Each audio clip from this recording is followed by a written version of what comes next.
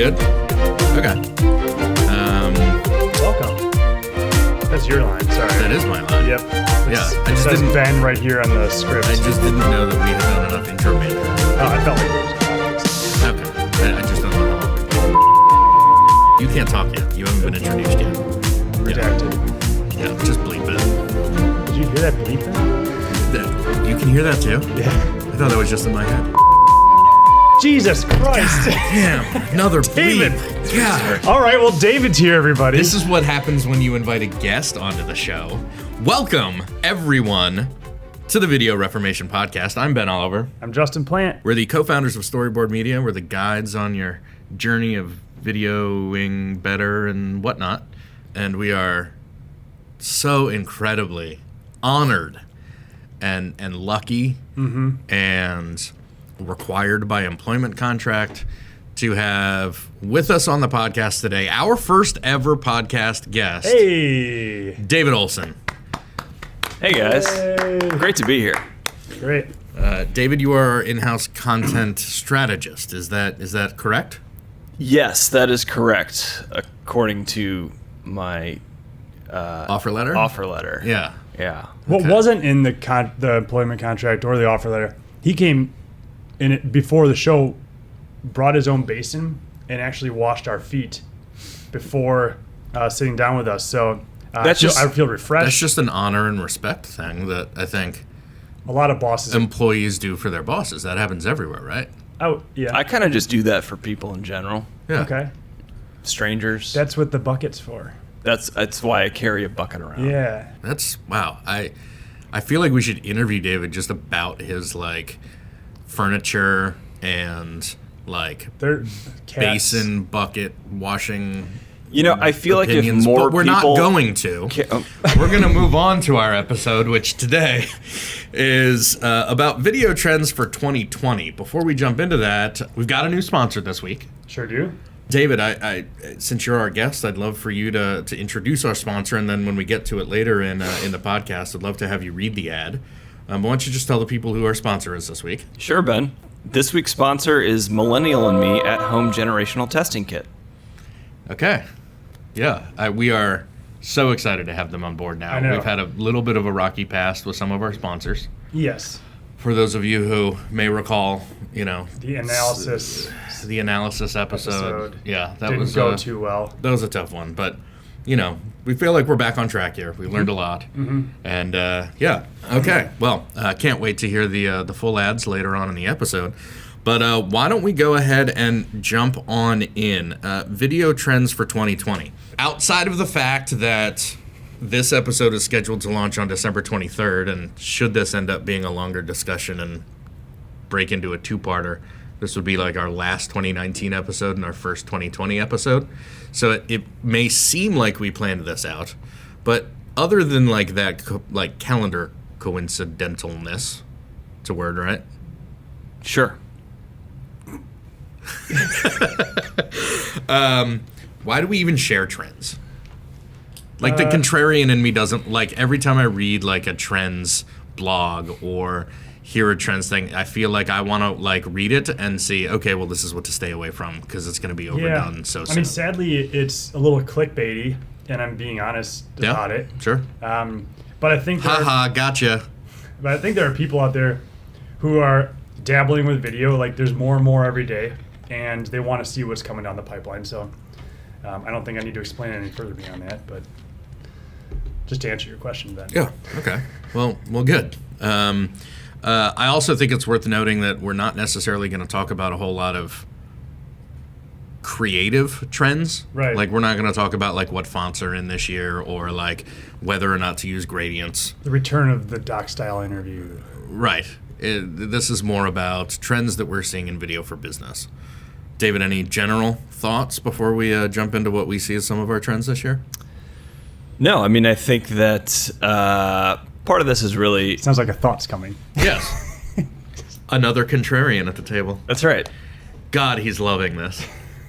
I think it's an opportunity for us to demonstrate our expertise. People listening to hear us talk about video for business, they don't necessarily know the trends coming down the pipeline. We're dealing with this stuff every day, so to answer your question about why talk about video trends, because we actually have some knowledge that we can share, predict those things. That said, they are just predictions. So. They are, and but I mean I do.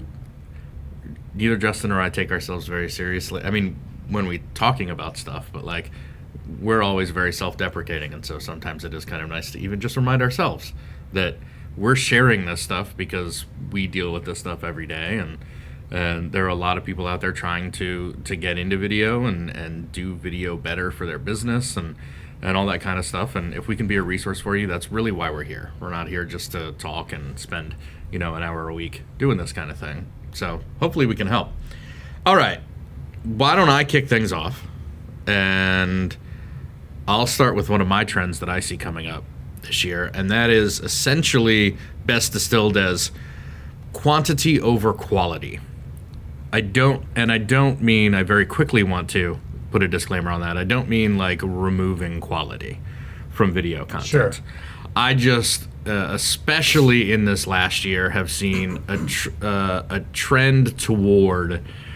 I think the ubiquity of video has gotten to the point where people understand that they need to be producing more and more consistent content, and they're not spending like $100,000 a year for one like really high production quality, brand awareness, like commercial kind of thing.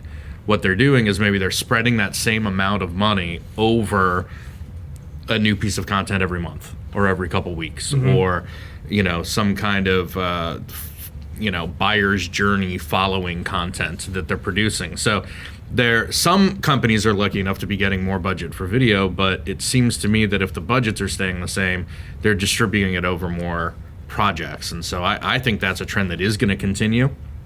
And it's that kind of consistent, quick turnaround, still of a certain quality, right? It still represents your brand well, but you've just got to do more of it and more often, and that means you just have to do like $10,000 projects instead of one $100,000 project or something like that.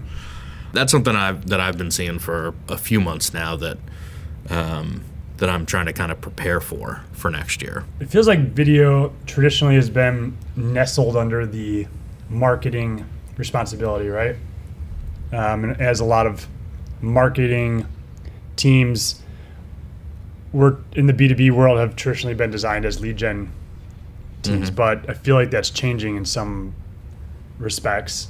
David, I think you posted or shared an article a little recently about how we've talked about it too here at the office, but how they're becoming also sales enablement departments. So as video is being spread not just from lead gen, but to assisting sales in kind of lubricating that whole sales process, giving salespeople the right kind of content to use when they're further down the funnel.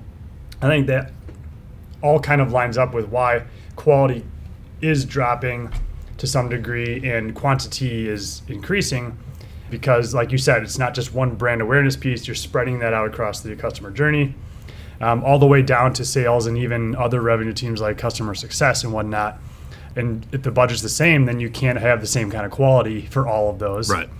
So you're getting more with the same resources, so your quality's going to drop. Yeah, and if you're talking about, like, for example, customer success, like video FAQs, you don't need those to be big, flashy, polished, high production value videos. Those can be pretty straightforward, just doing a very specific thing, explaining how to solve X problem for the customer watching it, right?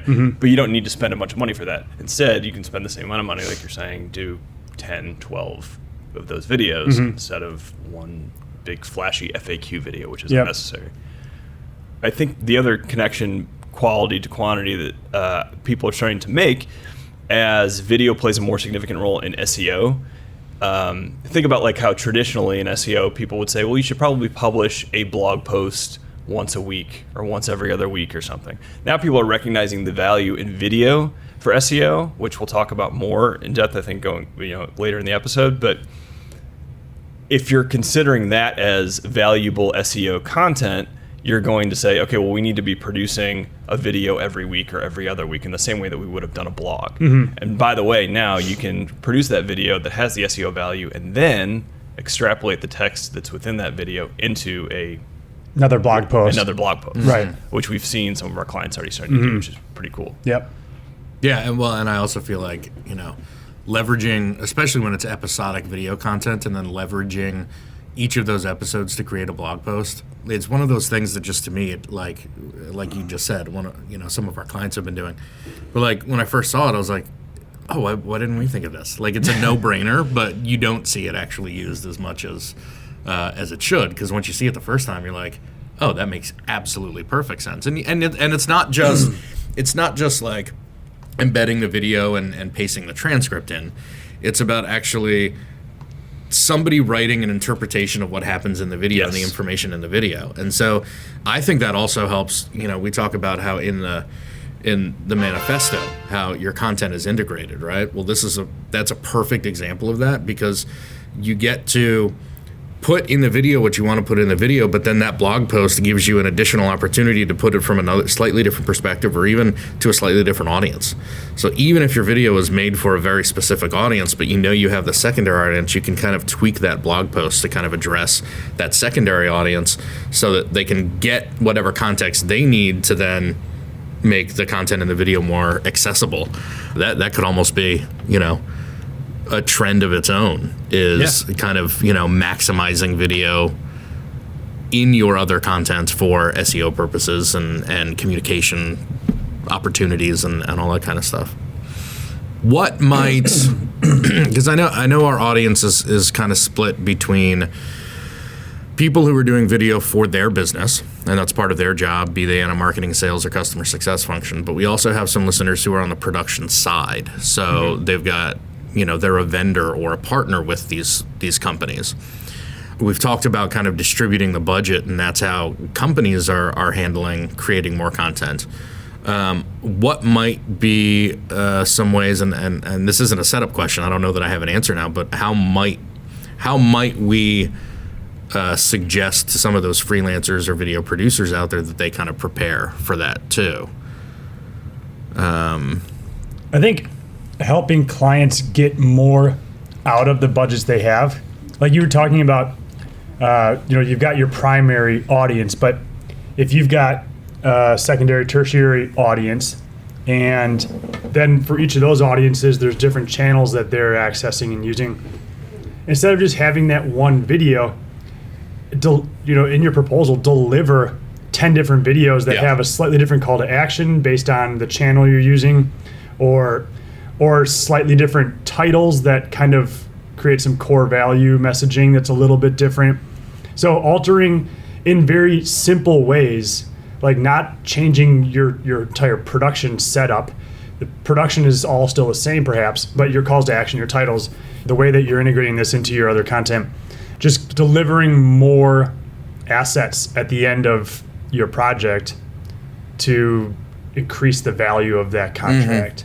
If it's still 10 grand, but if you're able to deliver an extra 20 deliverables instead of one, right, or whatever it may be, means a lot to clients. Especially if it's an annual retainer contract. If you're used to getting that $100,000 to work on that one marquee project for a client every year, and all of a sudden you're asked to do 10 projects, if you can do multiple deliverables for each, then your per deliverable cost or price might go down, but you're providing more value. And if you can do that for a year, then you're probably setting yourself up to say, hey, I'm offering more value. Let's talk about doubling down on this more consistent content. And ultimately, I think that all of those additional assets that are more personalized will create a better return on investment. Yeah. Therefore, perhaps increasing budgets the next year. Yeah. Yeah. All right. David, why don't you pick one? What's one of the trends that you see coming up for 2020? So I think we have seen a lot happening in AI and machine learning, and and said it. How that's buzzwords. Do we have like an AI to sound video. effect? And definitely though, keep going. Yeah, I mean, we can just keep repeating like artificial intelligence, AI, and machine learning, and then just... And then like 10 minutes later, people are like, oh, they said some stuff. Yeah, really But I stuff this episode with keywords. But I feel like maybe we have some legitimate examples of AI, which is, so like, I guess I would just alert our audience to not tune out right now because we're talking about AI. We're going to actually No, I think there's some legitimate there absolutely are opportunities for AI within video. So They're where do you... real. Yeah. Yeah. Well, let's talk about AI and how it connects to creative. So AI assisting creative. This is something that you brought up yesterday, for example. There's some new technology that, YouTube or other companies are kind of releasing to the public. What have you seen there?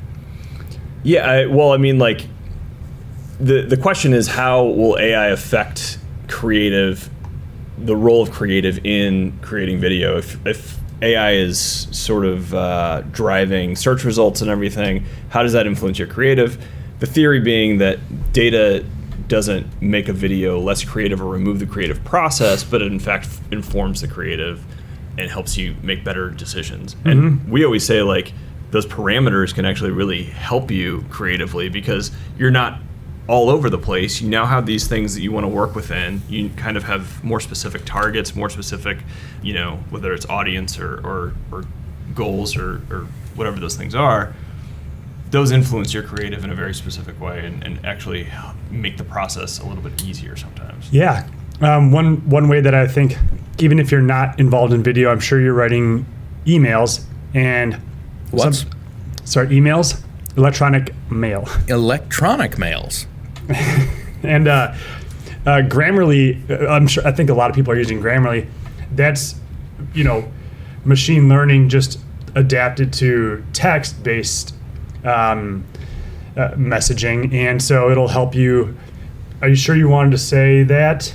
Like, yeah, I feel like you're trying to come off snarky. Are you trying to come off snarky? So they added the emoji. That's so fascinating. I know, right? Like, so I want to turn it off, but I find myself relying on it so much. I forget all it's of a there sudden. sometimes, but yeah, when they show like the handshake, like, oh, you're very businessy in this one, or if they show like the party streamers. I got one this morning where it was like, we're seeing that you're coming off as appreciative and thankful and joy. And I was like, what? I don't do that. And then I realized I was writing a sample email for like a piece of gated content that we're going to be putting out there. And so it's like the autoresponder thing. And so I was writing as like the company thanking somebody for like giving us their email to download something. I was like, oh, well then good. I thought something was wrong with you. I know. I hit my head this morning and all of a sudden I'm appreciative and showing gratitude. There is blood running down the side of your face. Out of your ears. What? What? But imagine that in Premiere. Welcome to the Video Reformation. Oh, no, Ben, we already started. We did? We're several minutes in at this point. Oh, okay. Imagine in Premiere, right? If there were a little emoji there saying that this interview is sounding stiff and rigid, and boring, too fast, or this is fun and whatever, like informal.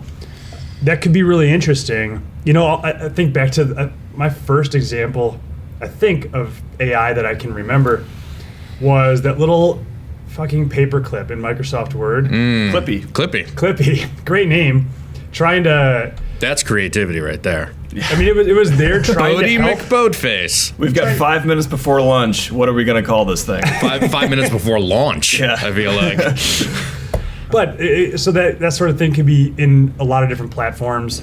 I think one way is, especially talking about kind of how we finished the quantity over quality part, you were talking about delivering these additional assets, right? And so I think that's one of the things that like Google's Bumper Machine and YouTube Director, like you can actually create those pieces and upload them into YouTube in your campaign as individual pieces. So a title treatment, a music, a call to action, those kinds of things. And then different visuals. And different visuals. And YouTube's AI will actually, based on what it knows of the person who's viewing that ad at that moment, instantaneously puts together the title, the visual, the music, and the CTA, like not personalized by name, and we're going to talk a little bit about personalization in a bit, but like super personalized by like behavioral demographics and demographics and ethnographics and all those graphics things.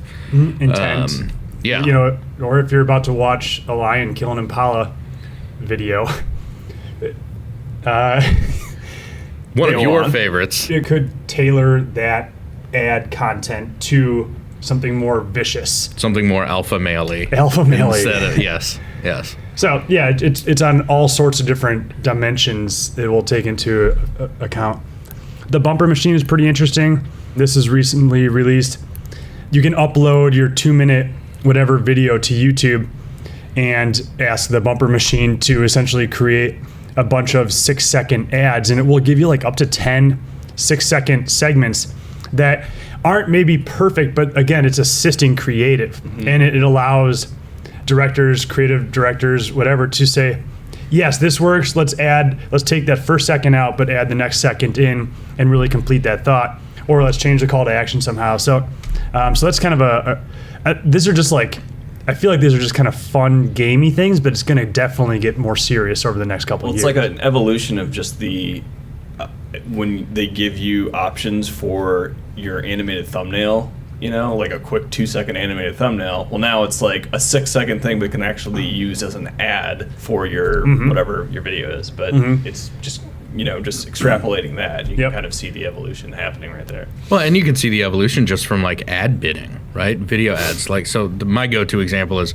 you go to CNN.com and you go to play a video at the top of a story or something like that, and it has that like buffering icon. And most people think that's just buffering the video, but what it's doing is it's actually sending all of these messages between the ad server, and it's actually doing all of the bidding process for what like 15 or 30 second ad is it going to show based on the cookies that are in the browser.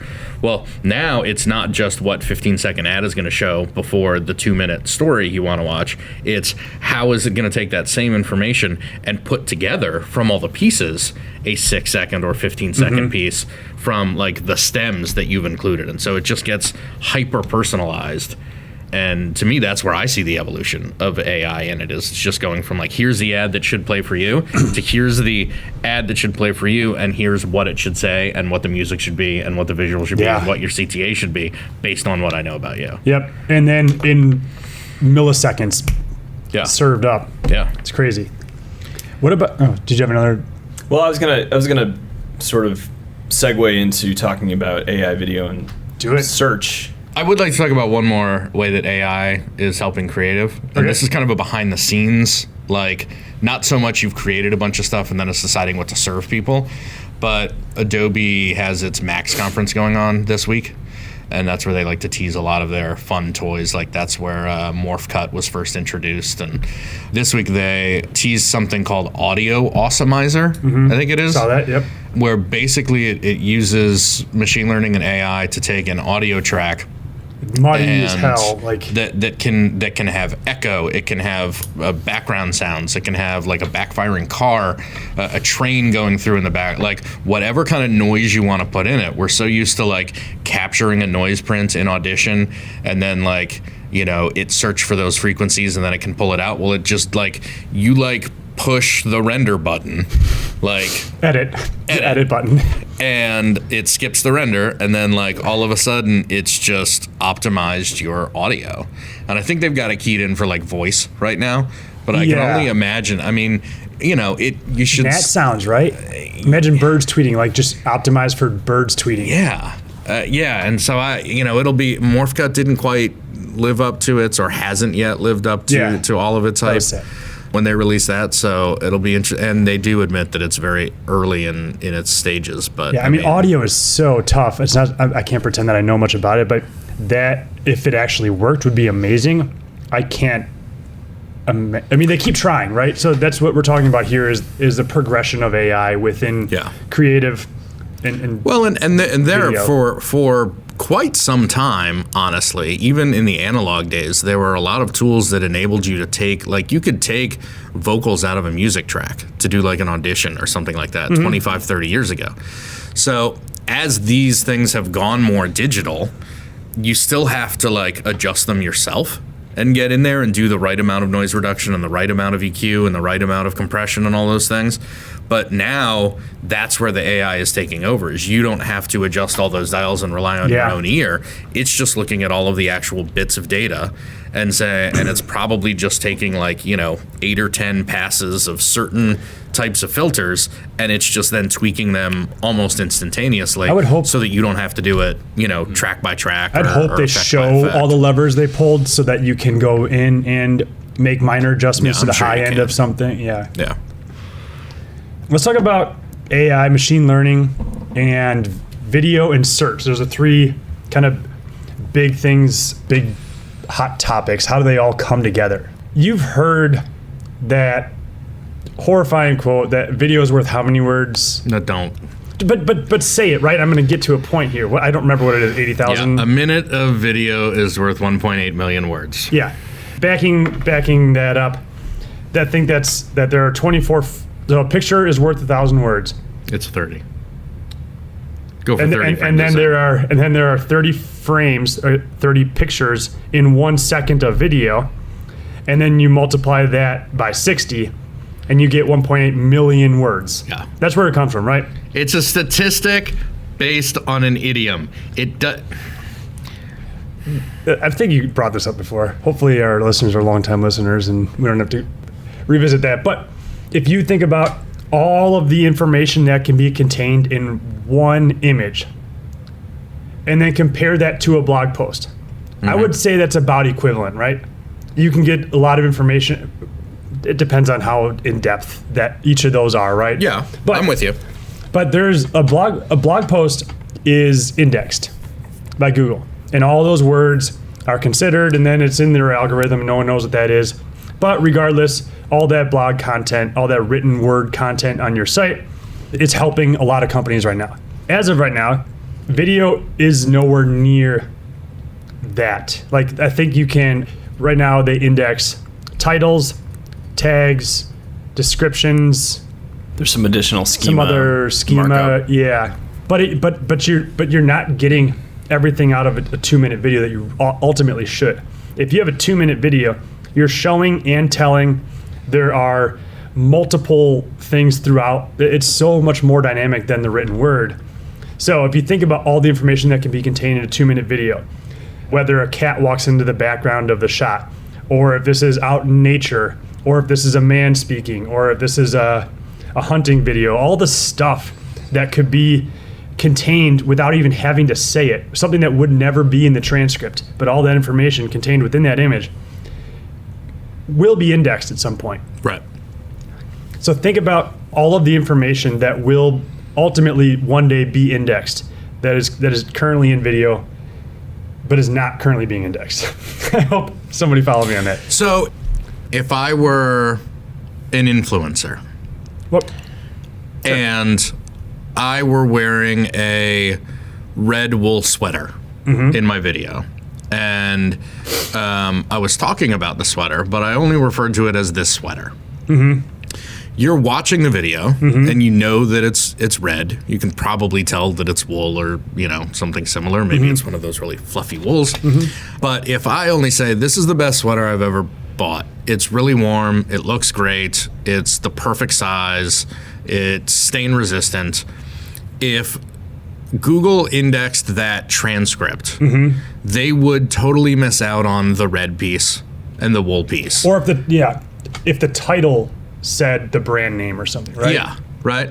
And so that's what I think you're getting at, right? There's so much more contextual information in, let alone an entire video, but even just a single frame of video that isn't currently indexed because it's not something that's in a text form, basically.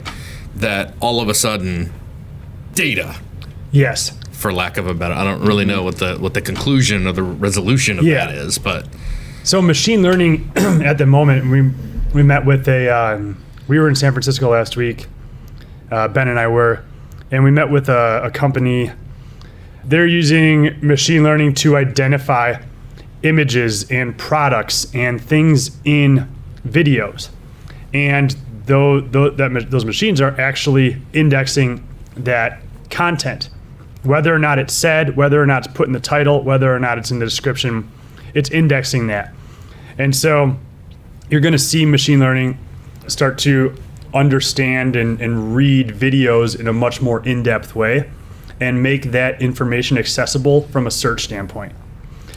Well, I think we can even take it to an even more immediate use case. Like Google rolled out that featured snippet thing earlier this year, right? So now, for certain videos, for some videos, and only some creators. Yes. Yeah. You can, if you search for the example we were talking about the other day, how to plant tomatoes, right? And your search result might be a video that's talking about how to garden, and it'll jump right to the 1 minute, 17 second mark where they start talking about how to plant tomatoes. And it'll show you that 49 second bit, right? That's probably going to be more fully realized over the next year, rolled out in a more expansive way, and they'll fine tune some things. Right. In addition to that, if you start thinking about the idea of voice search and how that's another focus of companies like Google and Amazon, and the convergence of those two things, you can see the real possibility of over the next year, 2 years, just closing that loop of you searching for, saying, hey, Google, how do I plant tomatoes? Google playing back automatically to you that piece of video that explains how to do that. You've never even had to touch a device, read a blog, or anything. You're just delivered the information just out of the ether. In the most robust way you can. Yes. Consume it. So, I mean, that's something that we could see happening in the next 12 months easily. Yes, definitely. Yeah. That is interesting. Voice search is way different than text search too. Yes. And so, I think that kind of also gets into maybe our next topic a little bit as well. I'll hold back in case you wanted to bring in more about search, AI, video. I have one big takeaway on that, unless you wanted to jump in with something. I was going to transition into translations, localization, and globalization. We'll hit so it. why don't you? Well, let me hit one more big takeaway on just video and search. This is more big picture, but if you're going into 2020 and you have a content marketing strategy of any kind, and video isn't part of it, and like you're focused on search and SEO, it needs to be. Right. Like this isn't even just like a pitch for like, here's why you need, like, you should be doing this. And if you're not, you're going to be falling behind. If you hire an SEO agency to be doing your content marketing and they're not doing video, you need to be asking them why they aren't and figure out how to do that. Because a lot of SEO agencies aren't, I know from experience, They're just used to text. They're used to text. They're used to blogs. They're used to Pumping out blog optimizing your posts. homepage, your landing page, and whatever. And that's great. But a lot of them fell behind by not, folding in video into their process. And so if you have one of those agencies and they're not doing that, you should probably hold their feet to the fire and ask, what's going on there. Yeah, that's a great point. I think the whole voice search also is a great tie-in to the advances that you're seeing in globalization, localization, and translations. What are those words? Those are all words that end with the suffix shun, And they which means to reject or expel.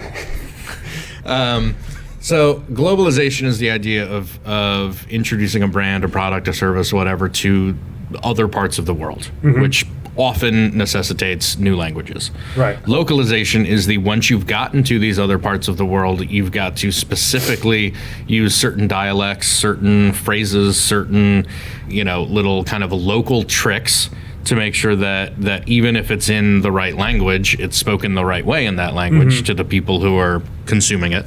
And then, of course, a lot of that is just kind of under the umbrella of, what needs to happen with translations. You need to take that content and you need to translate that content into the language and then dialect of that language for where it's largely geographically where it's going to be consumed. And for a lot of companies, growth means expanding abroad. It means going, and sometimes the biggest market isn't one that already speaks your language. It's something else, like Chinese. Yeah. And so, Google Translate, even on its face, in its basic version, is artificial intelligence. I mean, that's just a way to type in something in one language and have it tell you what it is in another language. But it's not always contextual. And so the AI and the machine translations are getting much better at understanding the context, understanding the specific dialects, understanding even tone. There are certain... Saw a really interesting presentation recently where there are different customer service theories in different cultures. So the Japanese have a very specific, like, the customer is right, the customer is to be honored, the customer is to be respected, whatever it takes to make the customer happy is the approach.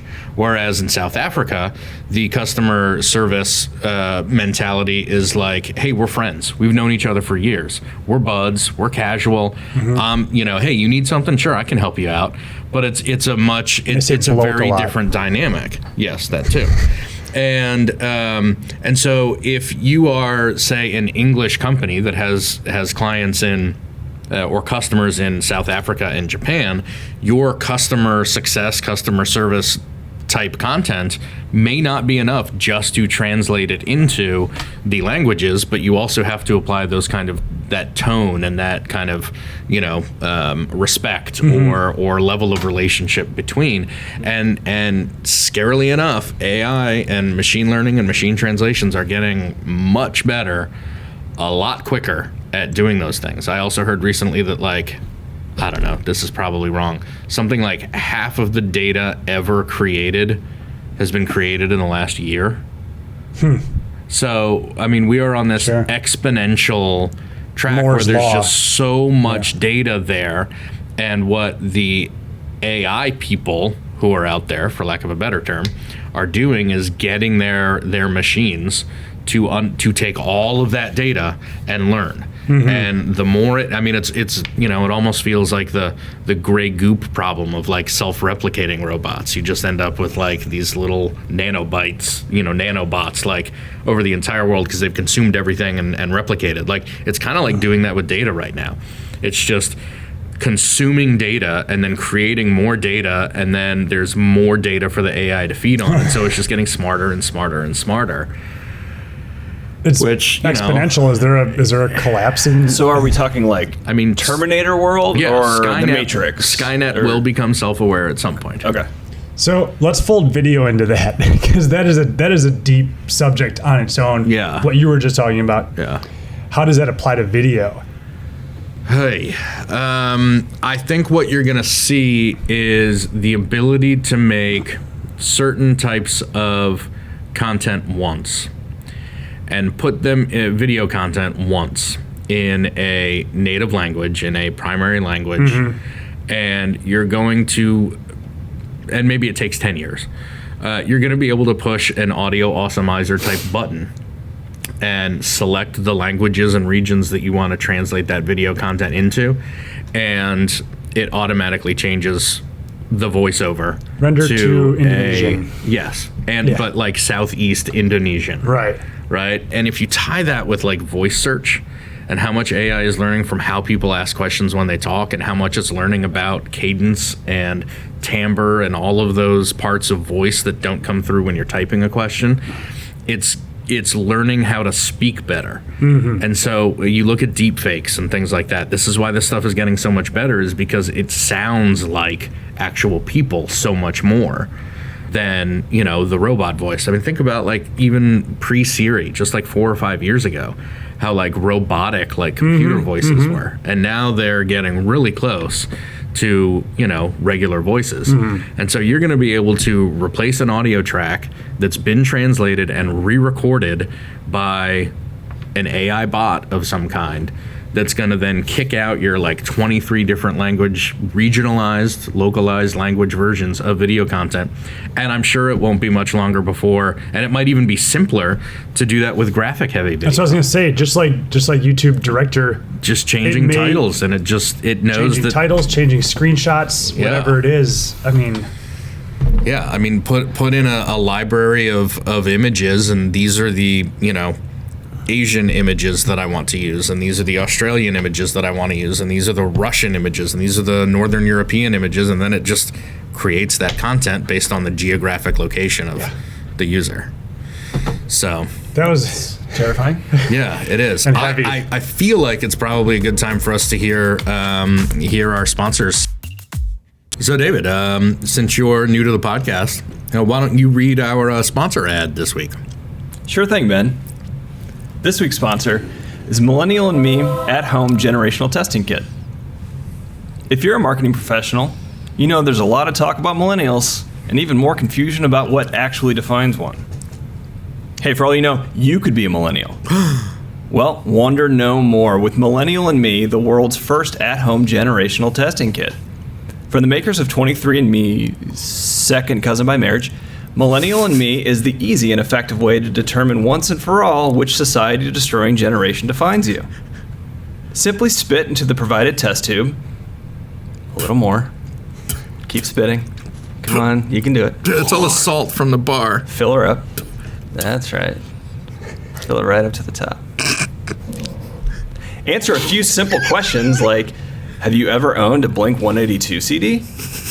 Do you have an insatiable desire to kill things like power lunches in the real estate market?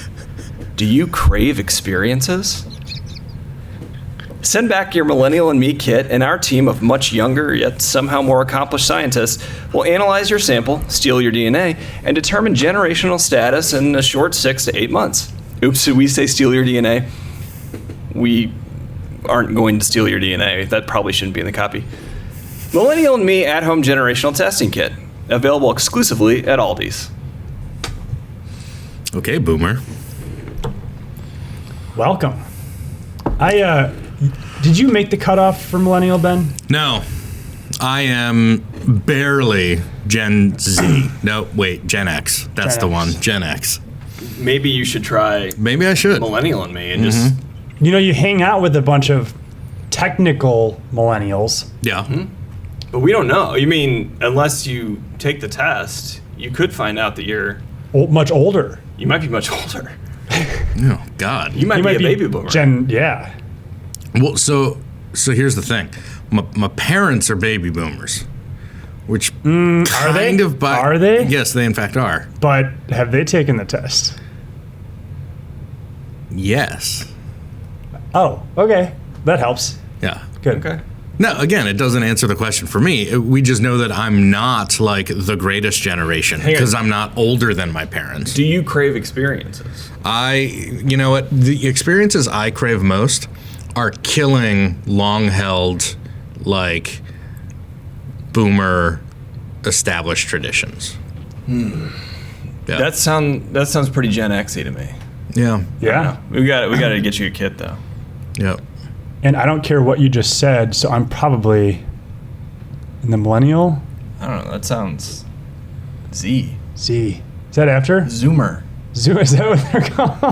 Zoomers? All right. What did you find out when you got your results? I haven't got. It says 6 to 8 months. I just took it today. Oh. Some come quicker than others. Yeah. That is generally true. All right. Well, welcome to Millennial&Me.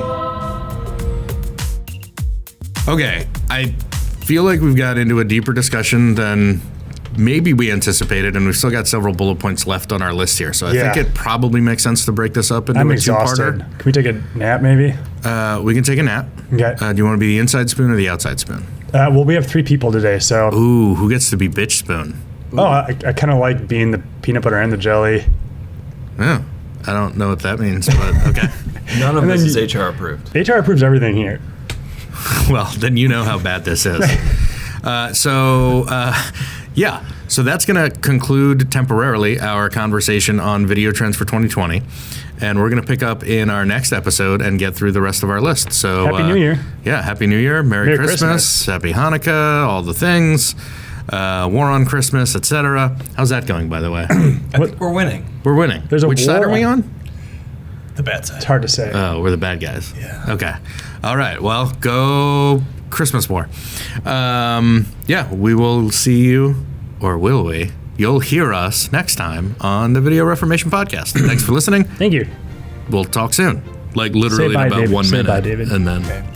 Can you put your pants back on first? Well, it's a no. podcast. Why are you going to make him put his pants back on? Well, it's cold in here, so it's a little weird. It is cold. I shouldn't have done that. I didn't want to. It's not justified. But he's so hot. Like, temperature-wise, hot. Is there really a war on Christmas? Oh, there's been a war on Christmas for years. In what way? Like cultural war? Yes, people are not saying Merry Christmas anymore to strangers. They're saying Happy Holidays. Got it. Okay, in that sense. Brands are not saying Merry Christmas on their coffee cups anymore. They're saying Happy Holidays. Mm-hmm. So, general respect for your fellow man is the war on Christmas. I mean, Christmas, we don't actually know when that took place. They just kind of matched that up Sure as shit wasn't December 25th. How do you know? I think we reasonably believe it was like April something. Really? Because I think we have But that's out. Easter then. How can Jesus be born and die at the same time? Yep. Well, that was Actually, one of that's his kind of the whole point of the superpowers. story, right? Yeah. Maybe he was dead before he was born, and that's how he was risen again. Whoa. Welcome to the Joe Rogan podcast. You know what my favorite? Officially now. It's a 13 seconds.